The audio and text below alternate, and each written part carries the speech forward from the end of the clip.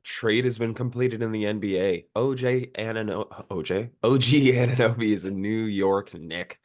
It just went down. I mean, I was laying in bed. Sorry, my voice sounds like I just woke up because I just woke up. But OG Anunoby goes to the New York Knicks along with Precious Achiuwa. Package returning includes RJ Barrett, Immanuel Quickley, and a second round pick. I believe that's Detroit's second round pick that the Knicks have, which is probably going to be what pick 33, 34. So that's a decent pick. I mean, it's essentially back end of the first round. But this is an interesting deal to me. I think a lot of people are reacting as if it's a fleece for Toronto.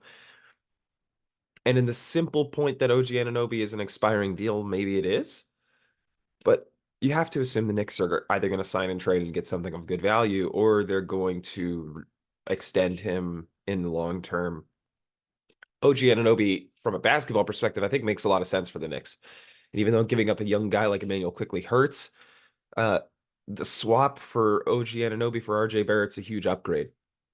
You got to be able to roll out a lineup of Jalen Brunson, Dante DiVincenzo, OG Anunoby, um, Julius Randle, and then whoever at center, Isaiah Hartenstein, and then obviously Precious Achiuwa, Taj Gibson will get minutes.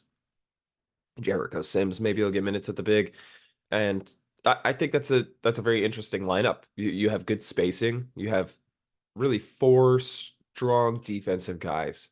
Um, I could see a lot of playing Julius Randle at the five too.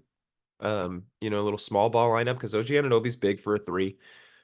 You could play him at four, sneak a guy like Quentin Grimes in there, although Grimes is kind of taking a step back this year. I think what this does more is it clearly is a setup to try to get another star in the offseason. Even though you gave up your probably your two most desirable player capital pieces in RJ Barrett and Immanuel Quickley, your setup really, if you can extend OG Anunoby and make a trade for a guy like Donovan Mitchell, you have all your first round picks. Quentin Grimes would probably have to be in that deal, and then obviously Evan Fournier for salary. If you're looking at a lineup that has Jalen Brunson, Donovan Mitchell, OG Anunoby, Julius Randle, and then insert whoever at center if Mitchell Robinson's back or if it's Isaiah Hartenstein, and then you have Dante DiVincenzo coming off the bench. You add another couple pieces. I think that's honestly as close as you can get to a contender with Donovan Mitchell or Jalen Brunson being your best player.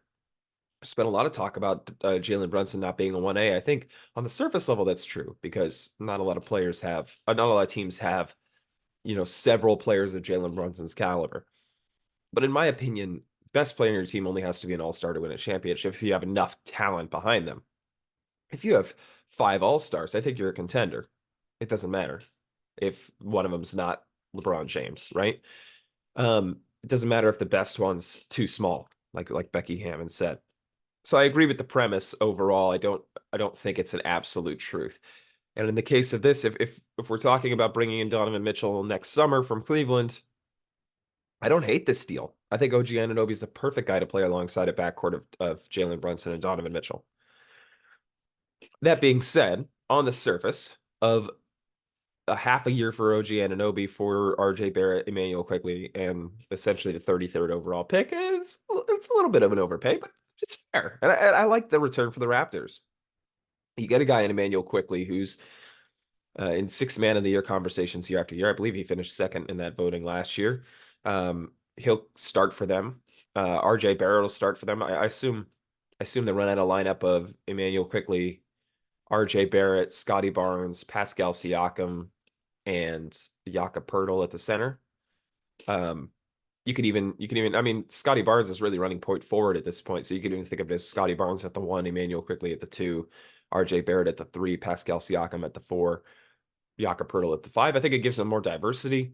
I think these are very much both kind of Raptors guys, in my opinion. RJ Barrett goes back home to Toronto to play for his hometown, right? The Maple Mambas, his nickname coming out. I like the return for them. I do. I know they were expecting more picks, especially last year, but considering OG Anunoby was going to walk in the offseason, I don't hate that return for half a year. I think this is a win-win trade. I think it depends on your perspective. Depends on what the Knicks do from here. But when I first saw the original tweet set from Adrian Wojnarowski from ESPN said the Toronto Raptors are finalizing a trade to send OG Anunoby to the New York Knicks for a package including RJ Barrett, Immanuel Quickley, and draft considerations. My thought was if those draft considerations are a couple of first, then the Toronto Raptors did very, very well in this deal. I think they did well. I don't think they did very well. I think Knicks fans are going to hurt because Immanuel Quickley is kind of a rising player and a guy that felt like he was going to be a Knick for a long time. And myself, as not a Knicks fan, but I've watched quite a bit of Knicks basketball, he felt like a quintessential Tom Thibodeau guy. But if we're talking Tom Thibodeau guys, there's probably no more a Tom Thibodeau guy than OG Anunoby. Well, you could argue Josh Hart, who I haven't talked about, also they'll have him coming off the bench in New York. Josh Hart's another guy right there, but OG Anunoby is that guy, right? Physical, defensive, makes the smart basketball play, fits into the role that you have for him. So if we're talking about a team that acquires Donovan Mitchell, the ability to have Brunson, Mitchell, Anunoby, Randall, and let's say Mitchell Robinson at center, and then have DiVincenzo and Hart coming off the bench, two guys that are energy guys, right?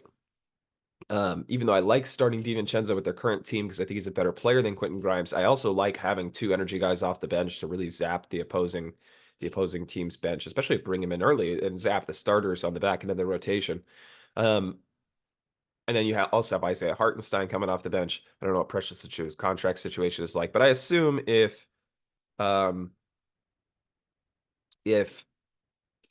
have Mitchell Robinson and Isaiah Hartenstein both on the team, Achiuwa not going to get a whole lot of minutes. But nonetheless, I like that. And I just got another notification that the Raptors are also sending Malachi Flynn. He's going to get minutes in New York. He's going to get minutes as the backup point guard.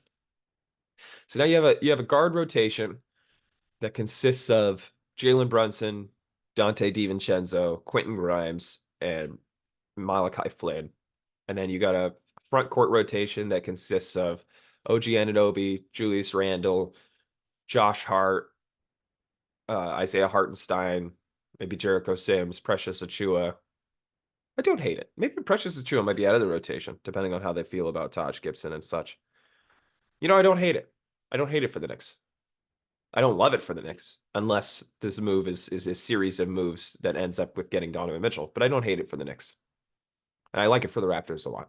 Let me know what you think. Who do you think won this trade? I know it just came out, so this is kind of instant reaction. Hopefully I don't regret this video, because sometimes my instant reactions tend to be a little off base. Like I thought the Kevin Durant trade was like doom and gloom for the Nets, which later turned out to be decent, but now is kind of doom and gloom considering Mikal Bridges hasn't really stepped up. But anyway, let me know what you think of the trade in the comments below. Who do you think won? Thanks for watching this Quick Thoughts episode. Hope you enjoyed. Hit the subscribe button if you haven't already. Peace out.